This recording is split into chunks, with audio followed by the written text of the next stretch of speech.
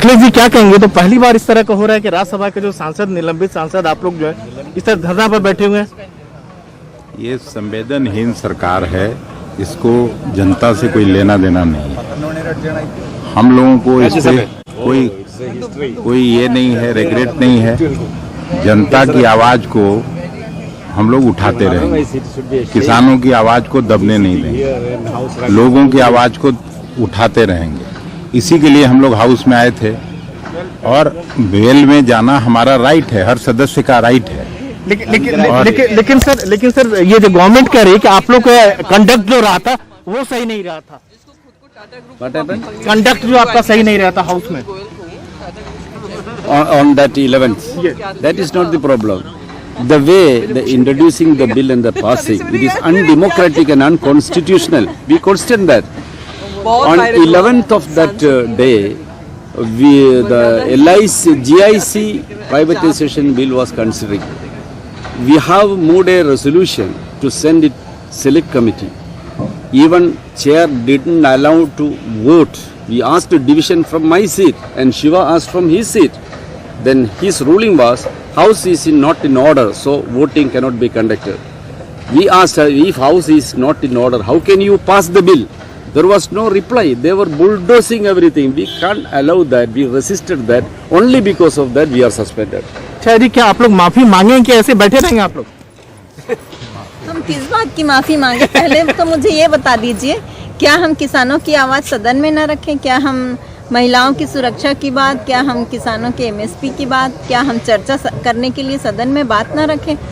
माफ़ी मांगने का तो कोई प्रश्न ही नहीं है। और हमें किस बात की सज़ा मिली इसका उन्होंने कोई बताया ही नहीं। वो कहते हैं कि टेबल में चढ़े, रूल बुक फाड़ के फेंके, माइक तोड़े, तो उनको तो आपने सज़ा नहीं दिया, उनको तो आपने सस्पेंड नहीं किया और हमें सस्पेंड किए हैं। और ये तो उल्टा चोर कोतवाल को डांटे, हम क्यों माफ़ी मांगेंगे? प्रियंका जी, आप लोग बड़े सदन के लिए चुनी गई हैं, यहाँ बैठी हो गांधी प्रतिमा के सामने खुले जमीन के नीचे, तो देश की जनता को दिखा रहे हैं किस तरीके से गैर संवैधानिक तरीके से लोकतंत्र की हत्या कर कर हमें निलंबित किया गया है। हमारी सुनवाई भी नहीं हुई। देश का कानून भी कहता है कि अगर किसी को अक्यूज ठहराते हो तो उनकी पहली सुनवाई होनी चाहिए, हमें तो वो भी मौका नहीं दिया गया। तो जिस तरीके से काम हो रहा है प्रजातंत्र की हत्या करने का काम और पार्लियामेंट्री डेमोक्रेसी का, उसको लेकर हम लड़ाई लड़ते रहेंगे, इसमें खुले आसमान के नीचे या संसद के अंदर। रुपेन जी, आप क्या कहेंगे? जिस तरह का कार्रवाई आप लोग जो कर रहे हैं, बैठे हुए हैं, उनका ये कहना है कि आप लोग असंवैधानिक काम कर रहे हैं। देखिए तो ये तो बीजेपी और इससे क्या बोलेगा। अगर हम लोग ये किया है, गैर कानूनी काम किया है, तो मोदी जी ने क्यों देशवासी को माफ किया? जो मोदी जी ने बोला था ये किसान लोग खालिस्तानी है, ये लोग का जो आंदोलन है खालिस्तानी आंदोलन है, ये से बोला। उसके बोलने के बाद वो काला कानून 3 वापस लिया और उसके देशवासी को उन्होंने किस लिए माफ किया? माफी कब मांगता है? जब आप कोई गलती करता है तब माफी मांगता है। तो गलती उनका है, हम लोग का नहीं है। आप देखिए हम लोग का जो ऑर्डर पार्लियामेंट से दिया है, इसके सिर्फ कोई कारण हमको बताया नहीं, किस लिए सस्पेंशन किया, क्या सिर्फ बोला है सस्पेंशन किया, कौन काज के लिए किया, किसके लिए किया, कुछ बताया नहीं। लेकिन डोला जी, एक सांसदों के खिलाफ लगातार जो सरकार की ओर से कहा गया है, किसी ने एलईडी तोड़ा, किसी ने लेडी मार्शल पर गर्दन पर हाथ दबाया, कई चीजें किया, इस तरह से आरोप लगाया जा रहा है। 3 बात हम बताएंगे। एक, जब वो अपोजिशन में थे तब 11, 12, 13, 14 साल में इसी तरीके से डिसरप्शन चल रहा था, तब पूरा सदन का कार्रवाई बंद था, ऐसा भी सेशन हुआ था।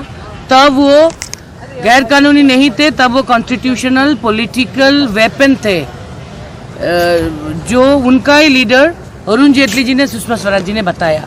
अभी वो ट्रेजरी में चले गए और 303 मिल गया।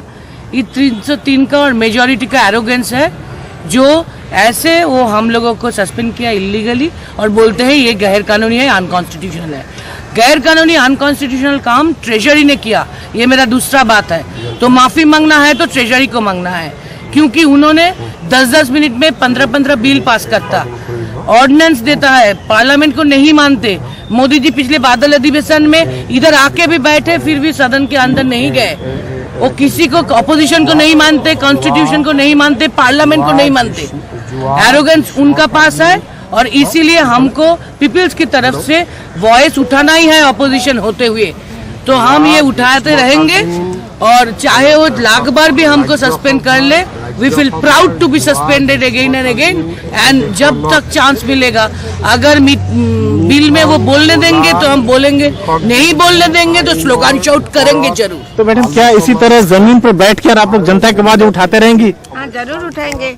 अभी पार्लियामेंट में तो डेमोक्रेसी के खिलाफ, पब्लिक का फेवर में जब बोलने नहीं देते हैं, हम लोग का बिना उसी समय सस्पेंड नहीं, उस मानसून सेशन में सस्पेंड नहीं करके इस सेशन में किया, पता भी नहीं था, तो ये तो बहुत गलत काम है ना। तो हम लोग पार्लियामेंट के बाहर में गांधी मूर्ति का सामने हम लोग धरना करते रहेंगे, जारी करते रहेंगे इन फेवर ऑफ पब्लिक। तो जाहिर सी बात है कि निलंबित सांसद है जिनका ये कहना है कि हमारी कोई गलती नहीं है, लोकतंत्र की आवाज ऐसे उठाते रहेंगे, भले ही सरकार ने जो है इनको सस्पेंड कर दिया है। संसद भवन से राजीव रंजन, एनडीटीवी इंडिया।